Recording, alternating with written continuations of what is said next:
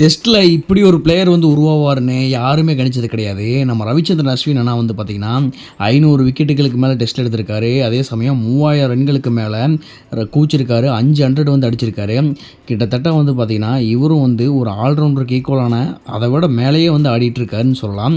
கிட்டத்தட்ட 38 வயசாக போகிற இந்த தருணத்திலும் வந்து பயங்கரமாக விக்கெட் எடுத்து 500 விக்கெட்டுகள் மேலே எடுத்திருக்காரு. இவரை வந்து அனில் கும்ப்ளேவே பாராட்டி என்னோட ரெக்கார்டை வந்து அவர் பிரேக் பண்ணுவார் அப்படின்னு சொல்லியிருக்காரு.